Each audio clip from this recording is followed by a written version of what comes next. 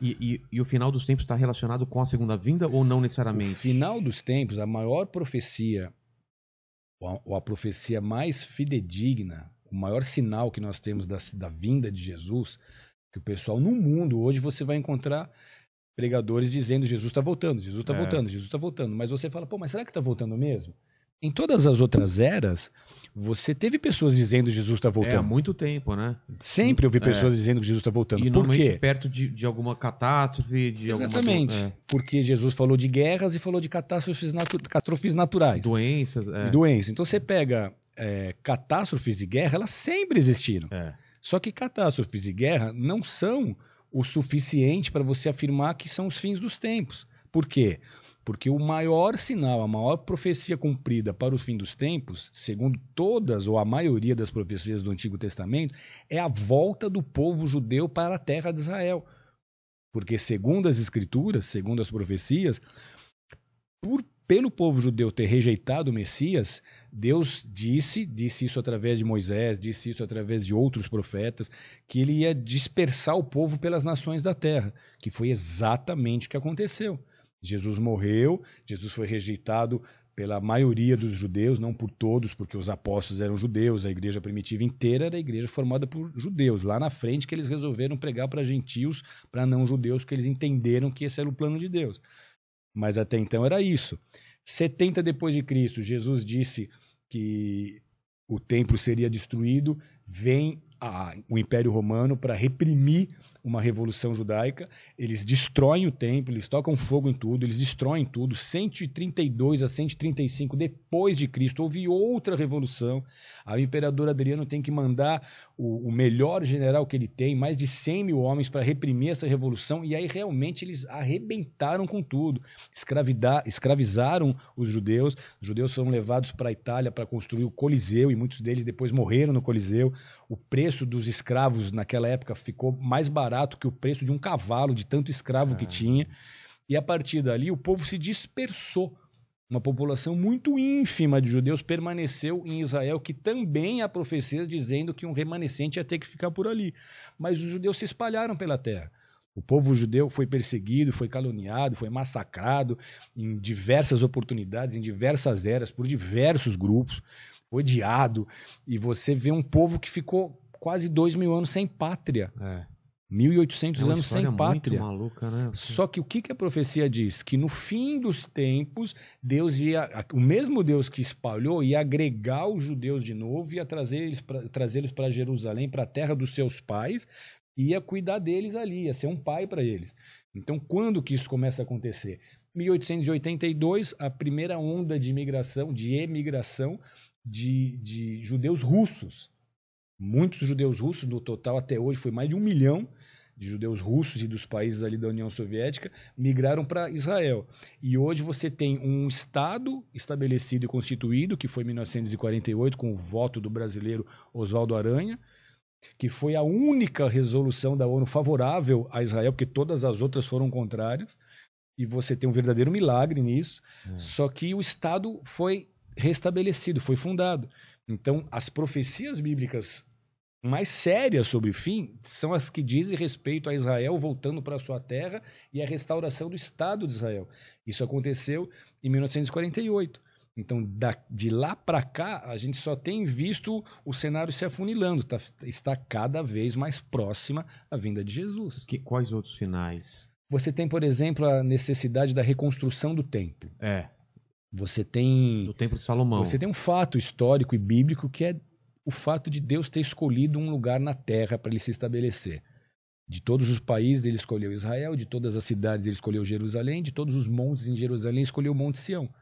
Então ali Davi desejou construir um templo, ele não pôde, mas ele deixou tudo preparado para Salomão. Salomão construiu um templo, esse templo durou 5, 6 séculos, até ser destruído pelos babilônicos naquela invasão onde os judeus se tornaram exilados na Babilônia.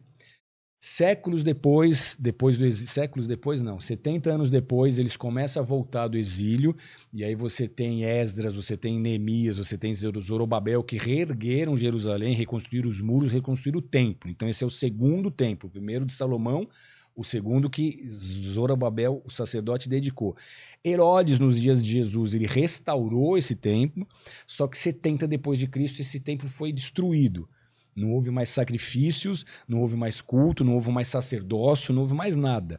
O povo se dispersou e acabou ali, encerrou-se os cultos e os sacrifícios a Deus no templo. Para que o ambiente profético seja completo, nós precisamos de um terceiro templo. Então você tem hoje movimentos como o Instituto do Templo em Israel, que trabalham em prol da construção do templo em Jerusalém. Então, para o templo ser reconstruído, os utensílios do templo têm que estar prontos, os sacerdotes têm que estar treinados. Então, esse instituto, ele já há alguns anos, ele treina sacerdotes. Tem um instituto perto de Jericó, ali perto do Vale do Jordão, que treinou milhares de judeus do mundo todo para servir no templo quando ele for restaurado e quando voltar a haver sacrifícios. Então você tem esses homens sendo treinados, você tem as vestes sendo restauradas, desde aquela época que não havia uma estola sacerdotal, que era a estola do sumo sacerdote, porque nem sumo sacerdote existe desde essa dispersação, desde a diáspora. Então, o que a gente vê é que esse instituto reconstituiu uma veste sacerdotal no valor de $1,5 milhão e a veste está lá prontinha para a hora que o tempo estiver pronto, o sacerdote chegar, papum, e foi. Você tem um candelabro de ouro, você chega na cidade velha de Jerusalém, na frente desse instituto está exposto com uma redoma de vidro um candelabro de ouro, feito exatamente nas medidas bíblicas, para que quando o templo estiver reconstruído, o candelabro esteja lá. Você tinha a necessidade de uma bezerra vermelha. Desde Moisés até a destruição do templo, segundo as tradições, só 9 bezerras vermelhas foram sacrificadas. Então, para o templo voltar, vai ter que ter uma bezerra vermelha. E há 2.000 anos que não existe uma bezerra vermelha. No Texas, em fazendas com embriões e modificações genéticas, eles ficaram tentando isso por muitos anos. Conseguiram em 99, em 2002, mas os rabinos rejeitaram porque não era perfeita de acordo com as exigências bíblicas. Só que agora, em 2018, se você pesquisar na internet, você vai encontrar, eles conseguiram fazer uma bezerra vermelha que nasceu em Israel e que os rabinos aprovaram como uma bezerra que pode ser sacrificada a Deus. Então, até esse fato, que é uma bezerra que há 2.000 anos não existe, eles trabalharam geneticamente a raça Red Angus e a partir delas eles chegaram nessa bezerra. Então até a bezerra, para ser consagrada no templo, eles já têm. E onde seria? Tem que ser construído no mesmo local? O grande impasse qual é? Hoje, o local onde o Templo de Salomão e os outros templos foram construídos e que esse templo precisa ser reconstruído, está um santuário islâmico, que é o Domo da Rocha, aquela edificação com uma cúpula dourada que você, em qualquer foto de Jerusalém, consegue identificar. Então, ali, para o templo ser construído, aquela mesquita, que não é uma mesquita, aquele santuário teria que ser removido. Isso só se houver uma guerra. Vai criar uma... Isso só se houver uma guerra. Então, a gente está hoje vivendo um cenário apocalíptico. O que a gente vê é uma pandemia que parou o mundo e Jesus disse que as pandemias elas seriam um sinal das dores de parto, ou seja, ainda não é o fim, mas já é o princípio.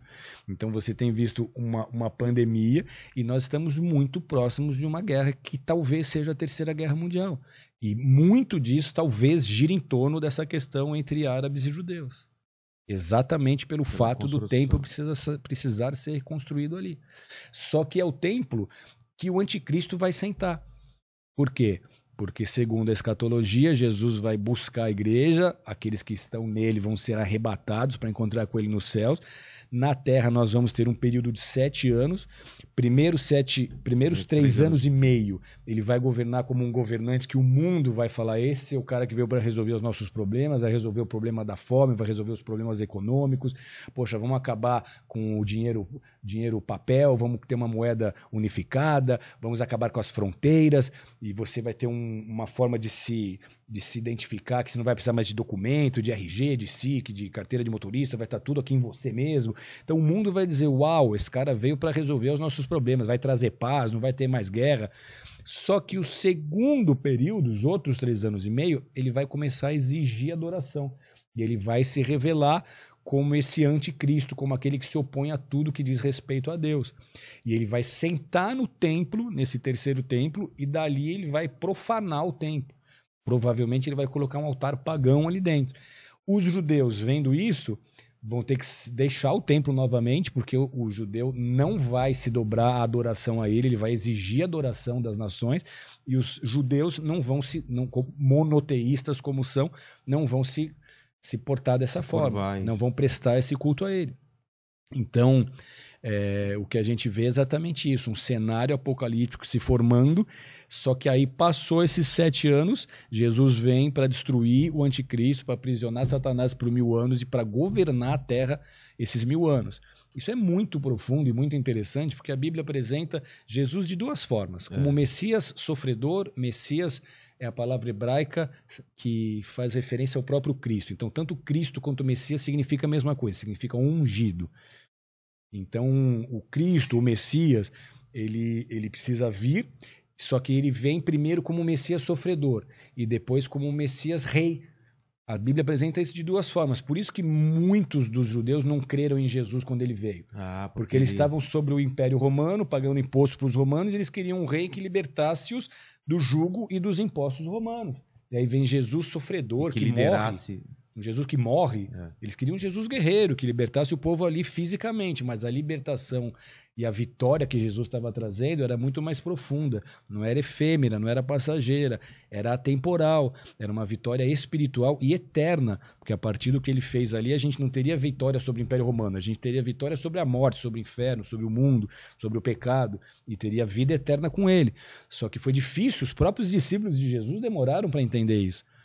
Quando Jesus ressuscitou, os discípulos continuavam não entendendo o que estava acontecendo. Maria Madalena correu para avisar, poxa, Jesus ressuscitou. Eles falaram, você tá maluquinha, não tomou remedinho, coitada, como é que ressuscitou? Mesmo Jesus tendo avisado diversas oportunidades que ele ia morrer e que no 3º dia ele ia ressuscitar, porque até os discípulos de Jesus estavam esperando o Messias terreno. Só depois que ele ressuscitou, como ele começou a aparecer para eles com o corpo glorificado, toca minhas mãos aqui, toca onde o cravo me atravessou, toca a minha lateral, que o pessoal viu que era ele, que eles entenderam que era o reino de Deus, que não era um reino físico, mas era um reino espiritual e eterno. Então o primeiro Messias, que é o Messias sofredor, ele veio para resolver a história do pecado. Os homens são pecadores e o pecado separa o homem de Deus. Então ele teve que morrer no nosso lugar para poder garantir a nossa salvação.